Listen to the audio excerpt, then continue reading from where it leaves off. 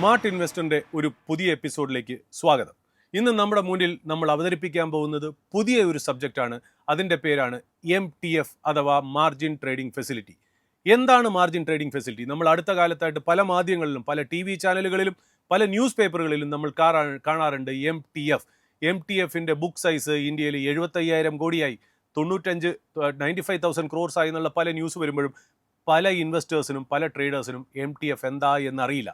ഈ MTF എന്താണ്, അതിൻ്റെ ബെനിഫിറ്റ്സ് എന്താണ്, അതിൻ്റെ അഡ്വാൻറ്റേജസ്, ഡിസഡ്വാൻറ്റേജസ്, അതിൻ്റെ റിസ്ക്, എപ്പോഴാണ് ഒരു MTF യൂസ് ചെയ്യേണ്ടത് ഒരു സാധാരണ ഇൻവെസ്റ്റർ എന്നുള്ള സകല കാര്യങ്ങളും നമ്മുടെ മുന്നിൽ അവതരിപ്പിക്കാനായിട്ട് നമുക്കൊന്നൊരു ഗസ്റ്റ് ഹോട്ട് സീറ്റിൽ ജോയിൻ ചെയ്യുന്നുണ്ട്.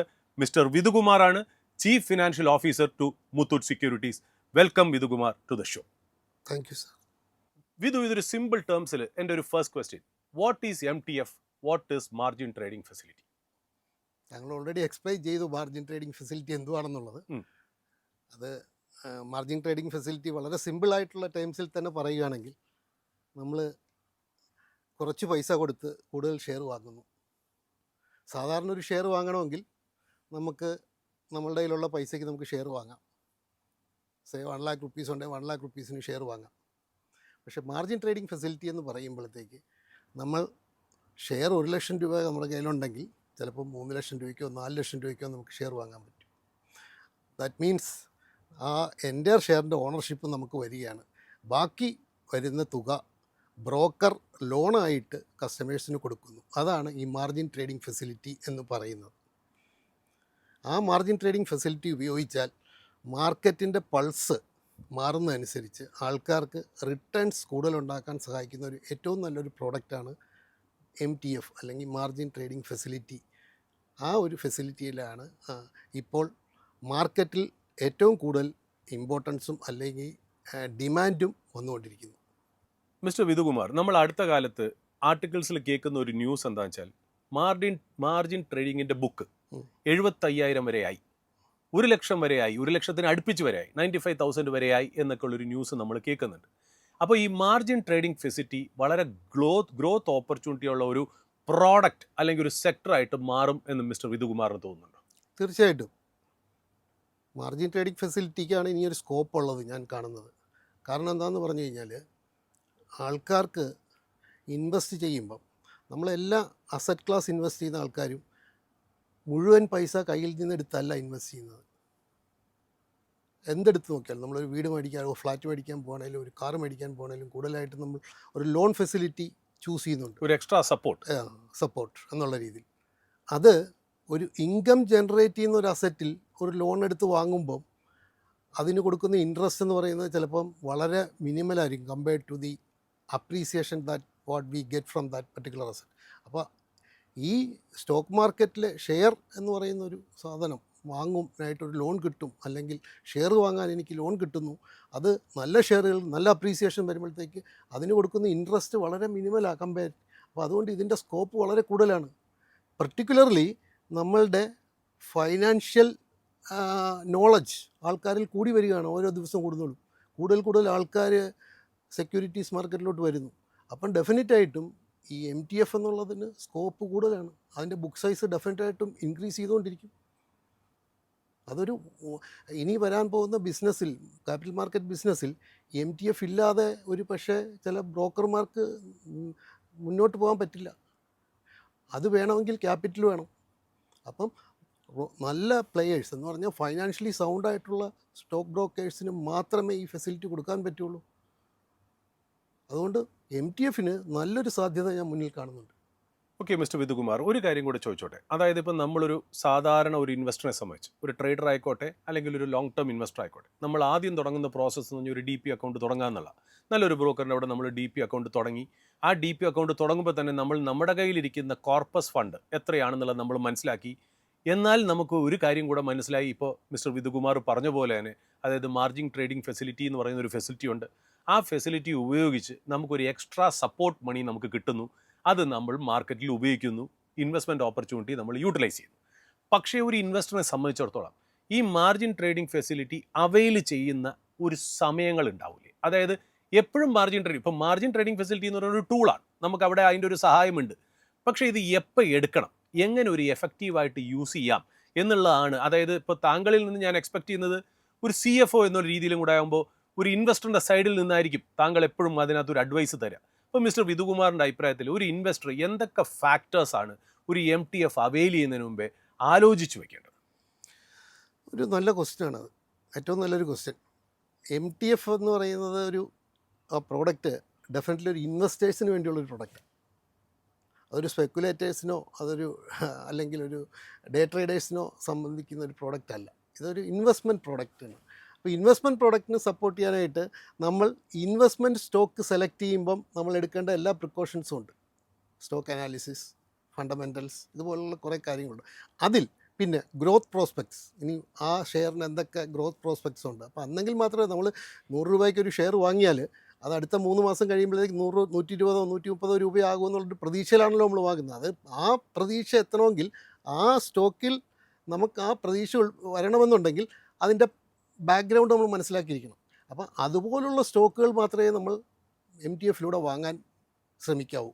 അല്ലാതെ ന്യൂസ് ബേസ്ഡ് ഒരു സ്റ്റോക്ക് അടുത്ത 2 ആഴ്ച കഴിയുമ്പോഴത്തേക്ക് ഈ സ്റ്റോക്ക് 50% കയറാൻ പോകുന്നു, ഇതാണ് ന്യൂസ്, ഇങ്ങനെ ഒരു ബോഗസ് ആയിട്ടുള്ള ന്യൂസുകളൊക്കെ, ആ ബേസിൽ നമ്മൾ MTFൽ പോയാൽ ഡെഫിനറ്റായിട്ട് നമ്മളുടെ കൈ പൊള്ളത്തേ ഉള്ളൂ. അപ്പോൾ അതുകൊണ്ടാണ് ഇതൊരു വെൽ റെഗുലേറ്റഡ് പ്രോഡക്റ്റാണ് MTF എന്ന് പറഞ്ഞാൽ. കാരണം എക്സ്ചേഞ്ച്, സെബി അപ്രൂവ്ഡ് എല്ലാ ബ്രോക്കേഴ്സിൻ്റെയിലും ഉള്ള ഒരു പ്രോഡക്റ്റ് അല്ല ഇത്. അപ്പോൾ ഒരു റെഗുലേറ്റഡ് പ്രോഡക്റ്റാണ്. ആ റെഗുലേറ്റഡ് പ്രോഡക്റ്റിൽ MTFന് ഒരു ലിസ്റ്റ് ഓഫ് ഗ്രൂപ്പ് 1 ഷെയർസ് എന്നുള്ളൊരു ലിസ്റ്റുണ്ട്. ആ ലിസ്റ്റിലുള്ള ഷെയറുകൾക്ക് മാത്രമേ നമ്മൾ MTF കൊടുക്കാവുള്ളൂ എന്ന് പറഞ്ഞിട്ടുണ്ട്. അതിനപ്പുറത്തോട്ടുള്ള ഷെയറുകൾക്കൊന്നും പോകാൻ പറ്റത്തില്ല. അപ്പോൾ അതുകൊണ്ട് ഇതൊരു ഇൻവെസ്റ്റ്മെൻറ്റ് പ്രോഡക്റ്റാണ്. ഡെഫിനറ്റായിട്ട് ഇൻവെസ്റ്റേഴ്സിന് ചിലപ്പോൾ ഒരു 3 months, 6 months, 1 year ഒക്കെ റിട്ടേൺസ് കിട്ടുന്ന പ്രോഡക്റ്റുകളും അതിനകത്തുണ്ട്. ഞാൻ ഈ സ്പെക്കുലേഷൻ എന്ന് പറഞ്ഞ പോലെ, അല്ലെങ്കിൽ ഡേ ട്രേഡ് എന്ന് പറഞ്ഞ പോലെ ഇതിനൊരു ചെറിയ ടൈമുണ്ട്. നമ്മളുടെ ഒരു കാൽക്കുലേഷൻ അനുസരിച്ച് ഇത്ര % റിട്ടേൺ കിട്ടിയാൽ നമുക്ക് എക്സിറ്റ് ചെയ്യാം. അങ്ങനെയുള്ള പ്രോഡക്റ്റ് അത്ര ഈ ബേസിക്കലി ഫണ്ടമെൻ്റലി നല്ല സ്റ്റോക്കുകൾ വാങ്ങാനായിട്ട് ഉപയോഗിക്കാൻ പറ്റുന്ന ഒരു പ്രോഡക്റ്റാണ് MTF.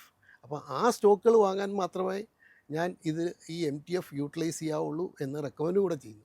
ഇപ്പോൾ മിസ്റ്റർ വിധുകുമാർ ഒരു കാര്യം ചോദിച്ചോട്ടെ. അപ്പോൾ നമ്മൾ സാധാരണ ഇതിൽ നിന്ന് എനിക്ക് മനസ്സിലായ ഒരു കാര്യം വെച്ചാൽ MTF ഫെസിലിറ്റി നമ്മൾ കൂടുതലും കൊടുക്കുന്നത് A ഗ്രൂപ്പ് സ്റ്റോക്കിനാണ്. ഓക്കെ, എന്നാൽ നമ്മുടെ ഇന്ത്യൻ മാർക്കറ്റിൽ ഒരുപാട് മിഡ് ക്യാപ് കമ്പനീസും സ്മോൾ ക്യാപ് കമ്പനീസും നല്ല ഫണ്ടമെൻ്റലി സ്ട്രോങ് ആയിട്ടുള്ള നല്ല പ്രൊമോട്ടറിൻ്റെ കീഴിൽ വരുന്നതുമുണ്ട്. എന്തുകൊണ്ടായിരിക്കാം ഒരു പക്ഷേ നമ്മൾ ഈ A ഗ്രൂപ്പ് സ്റ്റോക്കിൽ മാത്രം MTF കൂടുതൽ കൊടുക്കുന്നത്? കാര്യം ഒരു കാര്യം കൂടെ നമുക്ക് ആലോചിക്കാം. ഇന്ന് നമ്മുടെ മുന്നിൽ MTFന് ക്വാളിഫൈ ചെയ്യുന്ന A കാറ്റഗറി സ്റ്റോക്ക് ആയിരിക്കാം HDFC ബാങ്ക്, അല്ലെങ്കിൽ HDFC എന്ന് പറയുന്ന ആ ഗ്രൂപ്പ് തന്നെ. രണ്ടാമത് Infosys, Wipro, TCS. But they were also one small cap or mid cap, അല്ലേ? ഏതൊക്കെയോ മാർക്കറ്റ് സൈക്കിളിൽ അവർ സ്മോൾ ക്യാപ്പ് ആയിരുന്നു, മിഡ് ക്യാപ്പ് ആയിരുന്നു. അന്ന് നമ്മൾ അധികം വില കൊടുത്തില്ല, വേണ്ട വിധത്തിലുള്ള റെസ്പെക്റ്റ് കൊടുത്തില്ല. അത് A ഗ്രൂപ്പ് ആയപ്പോൾ മാത്രമാണ് റെസ്പെക്റ്റ് കൊടുത്തത്.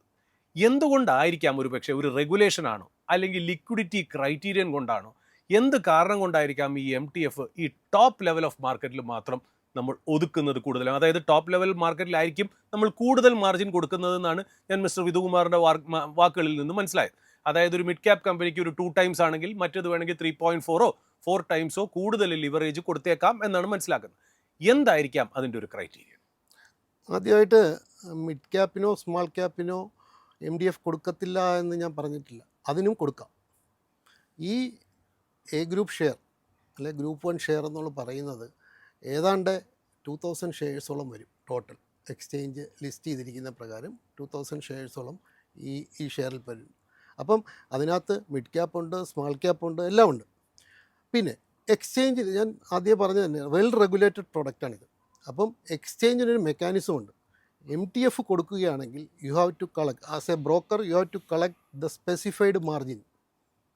ആ മാർജിൻ എന്ന് പറഞ്ഞാൽ value at risk plus ELM, extreme loss margin. ഇത് രണ്ടും കൂടെ ചേർത്തൊരു ഫോർമുലയുണ്ട്. Var plus 3 times of ELM ആണ് F&O ഉള്ള സ്റ്റോക്കിനാണെങ്കിൽ, var plus 5 times of ELM ആണ് നോർമൽ അല്ലാത്ത സ്റ്റോക്കുകൾക്കും. ആ ബേസിക് മിനിമം മാർജിൻ കളക്ട് ചെയ്താൽ നമ്മൾക്ക് അതനുസരിച്ച് ടൈംസ് കൂടുകയും കുറയുകയും ചെയ്യും. അപ്പോൾ അതൊരു ബേസിക് റിക്വയർമെൻറ്റാണ് MTF എടുക്കുന്ന ഒരാൾക്ക്. ബ്രോക്കർക്ക് വാർ പ്ലസ് ELM, ആ 3 or 5 times ELM പ്രൊവൈഡ് ചെയ്യണം. അതനുസരിച്ച് അപ്പോൾ ചിലപ്പോൾ മിഡ് ക്യാപ്പിൽപ്പെട്ട ഒരു സ്റ്റോക്കാണെങ്കിലും അല്ലെങ്കിൽ സ്മോൾ ക്യാപ്പിൽപ്പെട്ട സ്റ്റോക്കാണെങ്കിലും ഈ ഈ വാർ പ്ലസ് 3 ടൈംസ് CLM എന്ത് വരുന്നോ അതനുസരിച്ച് ടൈംസ് നമ്മൾക്ക് ലിവറേജ് കിട്ടും, അതനുസരിച്ച് വാങ്ങാനും പറ്റും. അപ്പോൾ അതുകൊണ്ട് അതൊരു നമുക്ക് ജനറലൈസ് ചെയ്യാൻ പറ്റുന്ന ഒരു കാര്യമല്ല. അത് ഡെഫിനറ്റായിട്ട് ഈ ഒരു ഫോർമുല ആപ്ലിക്കബിലിറ്റി കൊണ്ടുവന്നിട്ട് ചെയ്യാൻ പറ്റുകയുള്ളൂ. അതാണ് ഞാൻ പറഞ്ഞ റെഗുലേറ്റഡ് പ്രോഡക്റ്റ്. എല്ലാ ദിവസവും നമ്മൾ എക്സ്ചേഞ്ചിൽ മാർജിൻ റിപ്പോർട്ട് ചെയ്തിരിക്കണം. What is the margin available for that client for taking this much of loan, that needs to be reported as a broker. അപ്പോൾ ആ മാർജിൻ ഒരിക്കലും സ്റ്റിപ്പുലേറ്റഡ് റിക്വേർഡ് മാർജിനിൽ നിന്ന് താഴെ പോകാൻ പറ്റത്തില്ല. അപ്പോൾ അതുകൊണ്ട് അത് ഡെഫിനറ്റായിട്ട് ആ സിസ്റ്റം ഫോളോ ചെയ്തേ ബ്രോക്കർക്ക് MTF എന്നുള്ള ഫെസിലിറ്റി പ്രൊവൈഡ് ചെയ്യാൻ പറ്റുള്ളൂ. അത് എക്സ്ചേഞ്ച് നിശ്ചയിക്കുന്നതാണ്. ആ. എക്സ്ചേഞ്ച്. അപ്പോൾ അതിൽ നിന്നുകൊണ്ട് മാത്രമേ നമുക്കിത് ചെയ്യാൻ പറ്റുള്ളൂ. ഓക്കെ മിസ്റ്റർ വിധുകുമാർ, വേറൊരു പേഴ്സണലായിട്ട് നമുക്കിത് എക്സാക്റ്റ് ഉത്തരം പറയാൻ പറ്റില്ല, എങ്കിലും നമ്മൾ വായിച്ചറിഞ്ഞിടത്തോളം നമ്മൾ മനസ്സിലാക്കിയത് ഈ MTF കൊടുക്കുന്ന ഷെയറുകളിൽ ഏറ്റവും കൂടുതൽ MTF ആൾക്കാർ അവൈൽ ചെയ്തിരുന്ന സ്റ്റോക്സ് എന്ന് പറഞ്ഞ ഒരു റിപ്പോർട്ട് ഞാൻ വായിച്ചിരുന്നു. അതിനകത്ത് പറയുന്നത് Hindustan aeronautics limited, Tata motors, TCS, Jio financial services, Reliance industries, ഇതൊക്കെ ആയിരിക്കാം ടോപ്പ് 4 to 5 കമ്പനീസ് MTF ഏറ്റവും കൂടുതൽ ആൾക്കാർ അവൈൽ ചെയ്തു എന്ന് ഒരു ആർട്ടിക്കിൾ പറയുന്നത്. അത് മാറിക്കൊണ്ടിരിക്കും, നമുക്കറിയാലോ, മാസം തോറും മാറിക്കൊണ്ടിരിക്കും. മിസ്റ്റർ വിധുകുമാറിൻ്റെ ആ ഒരു എക്സ്പീരിയൻസിൽ അങ്ങനെ എന്തെങ്കിലും ശ്രദ്ധിച്ചിട്ടുണ്ടോ? ഇത് ചോദിക്കുന്നതിൽ അർത്ഥമില്ല എന്ന് എനിക്കറിയാം, എങ്കിലും താങ്കളുടെ കണ്ണിൽ എന്തെങ്കിലും ഒരു പെട്ടിട്ടുണ്ടോ? ഏതെങ്കിലും സ്റ്റോക്കുകളിലാണ് ഏറ്റവും കൂടുതൽ MTF വന്നതെന്നുള്ളത്? ഞാൻ 2008 മുതൽ ഈ സ്റ്റോക്ക് മാർക്കറ്റ് ഇൻഡസ്ട്രിയിൽ വർക്ക് ചെയ്യുന്ന ഒരാളായതുകൊണ്ട് ഞാൻ എപ്പോഴും കാണുന്ന ഒരു ആൾക്കാരുടെ ഒരു ട്രെൻഡ് എന്താണെന്ന് പറഞ്ഞാൽ, ഏത് സ്റ്റോക്കിനാണോ ഒരു അപ്രീസിയേഷൻ വരാൻ പോകുന്നത്, ന്യൂസ് ബേസ്ഡാണ് കൂടുതൽ ആൾക്കാർ ഇത് പോകുന്നത്. ഈ ന്യൂസ് ബേസ്, ഇപ്പോൾ താങ്കൾ പറഞ്ഞ പല സ്റ്റോക്കുകളുടെയും പ്രീവിയസ് ഹിസ്റ്ററി എടുത്ത് നോക്കിയാൽ എല്ലാത്തിനും ഓരോ ന്യൂസുകളുണ്ട്. ആ ന്യൂസിൻ ബേസ്ഡാണ് ആൾക്കാർ അതിനകത്തോട്ട് അഫിനിറ്റി വരുന്നത്. അപ്പോൾ നമ്മൾ MTF ഒരു ഇൻവെസ്റ്റ്മെൻറ്റ് പ്രോഡക്റ്റ് ആണെന്ന് പറയുമ്പോഴും മാർക്കറ്റിൽ, ഈ സ്റ്റോക്ക് മാർക്കറ്റിലുള്ള ആൾക്കാരിൽ ഒത്തിരി ആൾക്കാരും ന്യൂസ് ബേസ്ഡിലാണ് ഇതിനകത്തോട്ട് അഫിനിറ്റി വന്ന് വരുന്നത്. അപ്പോൾ അവർ എപ്പോഴും അതിൻ്റെ പുറകെ പോയിക്കൊണ്ടിരിക്കുന്നതുകൊണ്ടാണ് ഈ പർട്ടിക്കുലർ സ്റ്റോക്കുകൾക്കുള്ള ആവശ്യകത കൂടുന്നത്, അല്ലെ അതിനകത്താണ് കൂടുതൽ MTF എടുക്കുന്നതെന്ന് പറയാൻ. അല്ലെങ്കിൽ ഫണ്ടമെൻ്റലി നല്ല സ്റ്റോക്കുകൾ, ഇയർലി ഗുഡ് റിട്ടേൺ തരുന്നത്, അല്ലെങ്കിൽ കണ്ടിന്യൂസ് ആയിട്ട് ഡിവിഡൻഡ് തരുന്നത്, എടുത്തു കഴിഞ്ഞാൽ മാർക്കറ്റ് ഫോളിൽ വലിയ ബുദ്ധിമുട്ടുകളില്ലാതെ വലിയ പെർസെൻറ്റേജ് ഓഫ് ഡൗൺഫോളൊന്നും വരാതെ പോകുന്ന ഒത്തിരി സ്റ്റോക്കുകളുണ്ട്, എത്ര മാർക്കറ്റ് പൊട്ടിയാലും. അതുപോലുള്ള സ്റ്റോക്കുകളായിരിക്കണം നമ്മൾ MTF സെലക്ട് ചെയ്യേണ്ടത്. കാരണം ഇന്ന് ഒരു 1000 രൂപ മുടക്കിയിട്ട് നാളെ 2000 കിട്ടണമെന്ന് വിചാരിച്ചാൽ അത് നടക്കില്ല.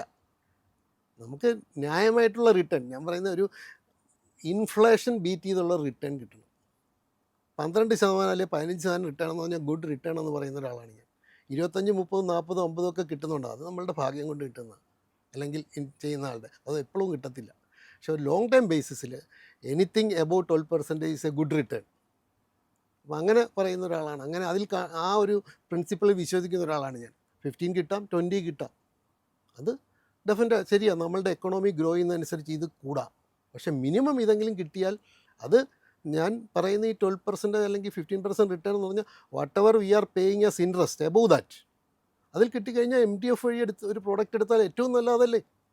I M paying only 20% as margin and the 75% is get as loan and I'm getting 15% return after I pay the interest means it's a good return. അപ്പോൾ അതുകൊണ്ടാണ് അപ്പം നല്ല സ്റ്റോക്കുകൾ തിരഞ്ഞെടുക്കുക എന്നുള്ളത് മാത്രമാണ് MTFലും, അത് സ്റ്റോക്ക് മാർക്കറ്റിൽ മുഴുവൻ, പ്രത്യേകിച്ച് MTFൽ വരുമ്പോൾ. ലോൺ എടുത്ത് മേടിക്കുമ്പോൾ അത് അതിൻ്റേതായ അസറ്റുകൾ, നമ്മൾ ലോൺ എടുത്ത് എന്ത് മേടിക്കാൻ പോകണം, കാർ മേടിക്കാൻ പോകണേലും ഫ്ലാറ്റ് മേടിക്കാൻ പോകണേലും പിന്നെ എന്ത് മേടിക്കുകയാണ്, ലോൺ എടുത്ത് എന്ത് സാധനം മേടിക്കണം, നമ്മൾ അതിൻ്റെ ക്വാളിറ്റി ഒന്നും ചെക്ക് ചെയ്യത്തില്ലേ എന്ന രീതിയിൽ തന്നെ ഇതും ചെയ്യണം. അപ്പോൾ ആ ഒരു ബേസിക് പ്രിൻസിപ്പിൾ എല്ലാവരും ഇനി ഇതിനകത്തും അപ്ലൈ ചെയ്യണം. ഇൻവെസ്റ്റ്മെൻറ്റ് കാര്യം വരുമ്പോൾ പല ആൾക്കാരും അത് മറന്നു പോകുന്നു എന്നൊരു സംശയം എനിക്കുണ്ട്. അതാണ് താങ്കൾ പറഞ്ഞ ഈ ചില സ്റ്റോക്കുകളിൽ ആൾക്കാർ പുറകെ പോകുന്നു. അതിൽ പല സ്റ്റോക്കുകളും നല്ല സ്റ്റോക്കുകളാണ് താങ്കൾ ലിസ്റ്റ് ചെയ്തതിൽ പല കാര്യങ്ങളും. പക്ഷേ നമ്മൾ എടുത്ത് നോക്കിക്കഴിഞ്ഞാൽ എന്തുകൊണ്ടാണ് ആ സ്റ്റോക്കിൻ്റെ പുറകെ പോയേ എന്നുള്ളത് നോക്കിക്കഴിയുമ്പം അതിന് അതിൻ്റേതായ ഒരു ന്യൂസ് ഉണ്ടായിരുന്നു, അത് നല്ല റിട്ടേൺ കൊടുത്തിരുന്നു ഇന്ന കാരണങ്ങൾ കൊണ്ട്. അപ്പോൾ ആൾക്കാർ അതിനകത്ത് അഫിനിറ്റി വന്നു. അതാണ് അതിനകത്ത് എൻ്റെ ഒരു കാഴ്ചപ്പാട്. അതിനകത്ത് ചിലപ്പോൾ വേറെ കാഴ്ചപ്പാടുള്ള ആൾക്കാരുണ്ടാവും, എൻ്റെ കാഴ്ചപ്പാട് അതാണ്. പ്രേക്ഷകരെ ശ്രദ്ധയിലേക്ക് വേണ്ടി പറയുന്നത് ഈ കാരണം കൊണ്ടുകൾ തന്നെയാണ് ഈ ഒരു MTF എന്ന് പറയുന്ന സെൻസിറ്റീവ് ആയിട്ടുള്ള ടോപ്പിക് ഡിസ്കസ് ചെയ്യാൻ ഒരു CFOനെ തന്നെ നമ്മൾ ഹോട്ട് സീറ്റിലേക്ക് കൊണ്ടുവന്നത്. കാര്യം അദ്ദേഹം പറഞ്ഞ വാക്കുകളിൽ നിന്ന് പ്രേക്ഷകൻ മനസ്സിലാക്കേണ്ട ഒരു കാര്യം എന്താ വെച്ചാൽ നിങ്ങൾ ഡൗൺ സൈഡ് എത്ര കുറയ്ക്കാൻ പറ്റും, അതായത് ആ റിസ്ക് നിങ്ങൾക്ക് കൺട്രോൾ ചെയ്യാൻ പറ്റും, അങ്ങനത്തെ സ്റ്റോക്കുകളിലായിരിക്കണം നിങ്ങൾ MTF എടുക്കേണ്ടത്. കാര്യം നിങ്ങൾക്ക് ഒരു അൺടുവേർഡായിട്ട് മാർക്കറ്റിൽ എന്തെങ്കിലും സംഭവിക്കുകയാണെങ്കിൽ നിങ്ങളുടെ ആ ലോൺ അല്ലെങ്കിൽ നിങ്ങൾ എടുത്തിരിക്കുന്ന ലിവറേജ് പ്രൊട്ടക്റ്റ് ചെയ്യുക എന്നുള്ളതാണ്. റിട്ടേൺ നിങ്ങൾ അധികം നോക്കരുത്. ഒരു മോഡസ്റ്റ് ആയിട്ടുള്ള ഒരു ഹാൻസം ആയിട്ടുള്ള ഒരു 12% 14% റിട്ടേൺ ഉള്ള സ്റ്റോക്കും താഴോട്ട് അധികം പോവാത്ത സ്റ്റോക്കുകളും ആ ഒരു ക്യാരക്ടർ ഡെമോൺസ്ട്രേറ്റ് ചെയ്യുന്ന 100-ൽ പരം കമ്പനികൾ ഇന്ത്യൻ മാർക്കറ്റിലുണ്ട്. അവിടെ ആയിരിക്കാം ഒരു പക്ഷേ MTF ഏറ്റവും നന്നായിട്ട് ഉപയോഗിക്കേണ്ടതെന്നാണ് ഒരു CFOൻ്റെ വാക്കുകളിൽ കൂടെ നമ്മൾ മനസ്സിലാക്കുന്നത്. അതിൽ മിസ്റ്റർ വിധുകുമാറിനെ അപ്രിഷിയേറ്റ് ചെയ്യേണ്ടതായിട്ടിരിക്കുന്നു എന്നുള്ളതാണ്. അടുത്ത ചോദ്യം മിസ്റ്റർ വിധുകുമാർ, നമ്മളിപ്പോൾ ലോൺ അഗെയിൻസ്റ്റ് ഷെയർ എന്ന് പറയുന്ന ഒരു പ്രോഡക്റ്റ് ഉണ്ട്. ലോൺ അഗെയിൻസ്റ്റ് ഷെയറും മാർജിൻ ട്രേഡിംഗ് ഫെസിലിറ്റിയും തമ്മിലുള്ള ഒരു ബേസിക് ഡിഫറൻസ് എന്തായിരിക്കാം? ഓഫ് കോഴ്സ് അതൊരു നല്ല ചോദ്യമാണ്. പ്രത്യേകിച്ച് ഇത് രണ്ടും തമ്മിലുള്ള ഡിഫറൻസ് പലർക്കും അറിയത്തില്ല. കാരണം എന്താണെന്ന് പറഞ്ഞാൽ ലോൺ അഗെയിൻസ്റ്റ് ഷെയർസ് എന്ന് പറഞ്ഞാൽ അതൊരു ബ്രോക്കിംഗ് കമ്പനിക്ക്, ഒരു സെബി രജിസ്റ്റേർഡ് ബ്രോക്കിംഗ് കമ്പനിക്ക് കൊടുക്കാൻ പറ്റുന്ന കാര്യമല്ല. അത് നമ്മളുടെ കയ്യിൽ നമ്മൾ വാങ്ങി വെച്ചിരിക്കുന്ന ഷെയർ കൊണ്ടുപോയി പ്ലെഡ്ജ് ചെയ്താൽ ഒരു ലോൺ കിട്ടും. അത് ബാങ്ക്സിനും നോൺ ബാങ്കിങ് ഫൈനാൻസ് കമ്പനിക്കും അതുപോലുള്ള സ്ഥാപനങ്ങൾക്കാണ് ലോൺ അഗെയിൻസ്റ്റ് ഷെയർസ് എന്ന് പറയുന്നത്. അപ്പോൾ അങ്ങനെ ആ ഷെയർ നമ്മൾ പ്ലെഡ്ജ് ചെയ്താൽ നമ്മൾക്ക് ആ പ്ലെഡ്ജ് ചെയ്തിട്ട് നമുക്കൊരു ലോൺ എടുക്കുന്നു. ആ എമൗണ്ട് നമ്മളുടെ ബാങ്ക് അക്കൗണ്ടിലോട്ട് വരുന്നു. നമുക്ക് ആ പൈസ എന്തിനു വേണേൽ യൂട്ടിലൈസ് ചെയ്യാം, നമ്മളുടെ എന്ത് ആവശ്യങ്ങൾക്ക് വേണേൽ യൂട്ടിലൈസ് ചെയ്യാം, ഒരു പേഴ്സണൽ കൺസംഷന് ഉപയോഗിക്കാം. അതേസമയം MTF എന്ന് പറയുന്നത് അത് ബ്രോക്കർ കൊടുക്കുന്ന ഒരു ലോണാണ്. അത് ഷെയർ വാങ്ങാൻ വേണ്ടി മാത്രമേ പറ്റുള്ളൂ. അപ്പോൾ അവിടെ എങ്ങനെയാണെന്ന് പറഞ്ഞു കഴിഞ്ഞാൽ മാർജിൻ കസ്റ്റമർ പേ ചെയ്യുന്നു, ഷെയർ പർച്ചേസ് ചെയ്യുന്നു, over and above the margin total value balance amount broker കസ്റ്റമർക്ക് വേണ്ടി എക്സ്ചേഞ്ചിൽ സെറ്റിൽ ചെയ്യുന്നു. അത് കസ്റ്റമറിനെ ലോണായിട്ട് ട്രീറ്റ് ചെയ്യുന്നു. അതിന് customer interest needs to be paid on that amount. അതാണ് ഇത് തമ്മിലുള്ള ബേസിക് ഡിഫറൻസ്. അപ്പോൾ ഒരു ബ്രോക്കറുടെ അടുത്ത് വന്നിട്ട് എനിക്കൊരു ലോൺ അഗെയിൻസ്റ്റ് ഷെയർസ് വേണമെന്ന് പറഞ്ഞാൽ കിട്ടില്ല. അത് ബാങ്കിലോ NBFCയിലോ അല്ലെങ്കിൽ വേറെ ധനകാര്യ സ്ഥാപനങ്ങളിൽ പോയാലേ ലോൺ അഗെയിൻസ്റ്റ് ഷെയർസ് കിട്ടുകയുള്ളൂ. MTF എന്ന് പറഞ്ഞാൽ MTF ബ്രോക്കറുടെ കയ്യിൽ നിന്ന് തന്നെ കിട്ടുന്നൊരു ഫെസിലിറ്റിയാണ്. അത് ഷെയർ വാങ്ങാൻ വേണ്ടി മാത്രമേ പറ്റുള്ളൂ ലോൺ എടുത്താൽ. ഇതാണ് ഇതിൻ്റെ ഡിഫറൻസ്. അപ്പോൾ ഇതിൻ്റെ രണ്ടിൻ്റെയും കോംപ്ലയൻസും റൂൾസും റെഗുലേഷൻസും ഡിഫറെൻറ്റ് അതോറിറ്റീസ് ആണോ ഹാൻഡിൽ ചെയ്യുന്നത്? ഷുവർ. കാരണം എന്ന് പറഞ്ഞാൽ ഇത് ബ്രോക്കിംഗ് കമ്പനിയുടെ റെഗുലേറ്റർ എന്ന് പറഞ്ഞാൽ സെബിയാണ്, securities and exchange board of India.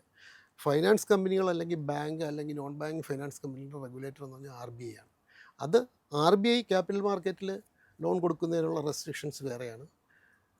സെബിയുടെ MTF കൊടുക്കുന്നതിനുള്ള റൂളുകൾ വേറെയാണ്.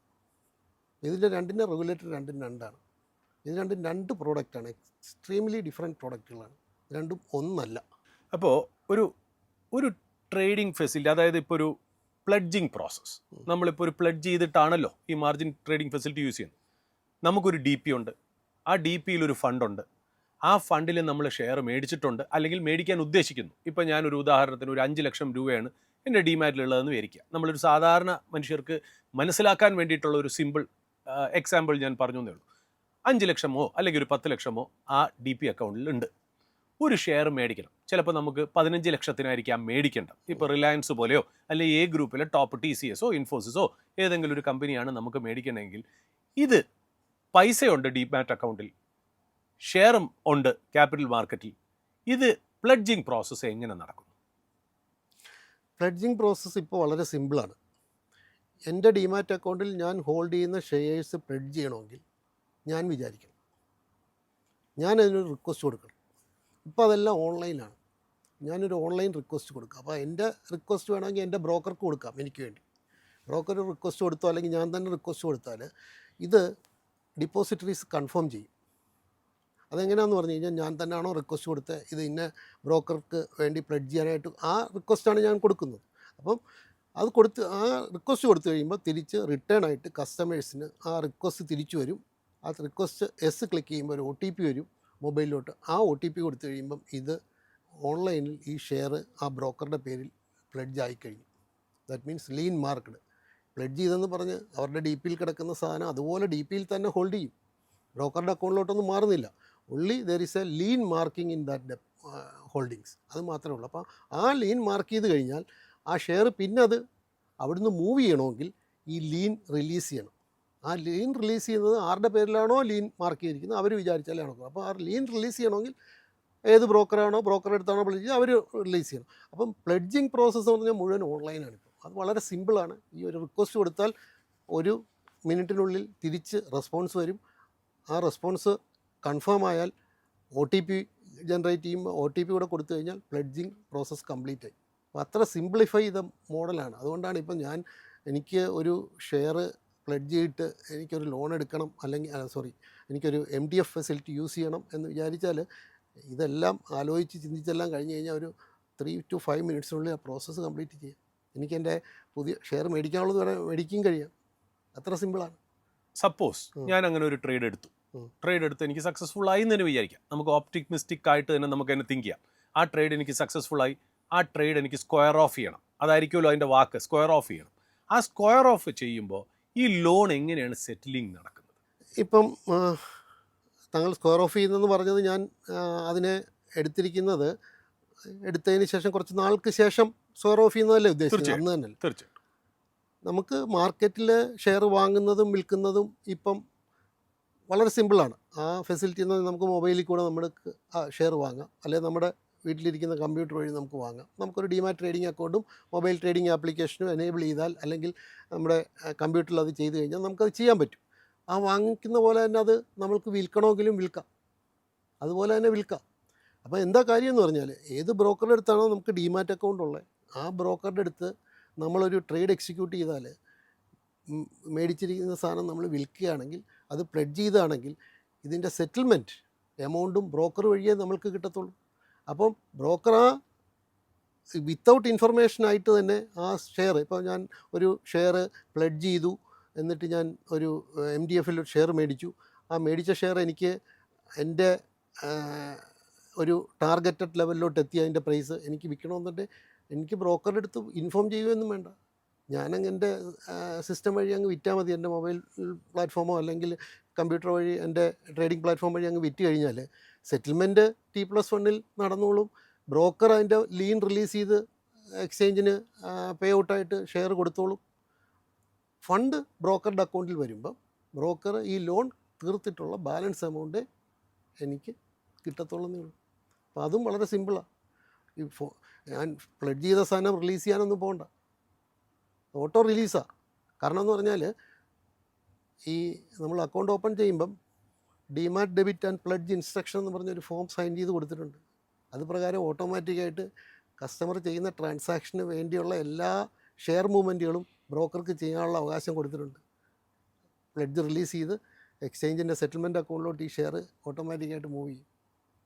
അതാത് സമയത്ത് ഫണ്ട് സെറ്റിൽമെൻ്റ് ആയിട്ട് വരുന്നത് ബ്രോക്കറുടെ അക്കൗണ്ടിൽ വരും. ബ്രോക്കർ അത് കസ്റ്റമറുടെ അക്കൗണ്ടിൽ കൊടുക്കും. കസ്റ്റമറുടെ അക്കൗണ്ടിൽ കൊടുക്കുമ്പം ലോൺ, ആ ഷെയറിന് എന്ത് ലോണുണ്ടോ അത് അത്ര എമൗണ്ട് കഴിച്ചിട്ടുള്ള ബാലൻസ് എമൗണ്ട് കൊടുക്കും.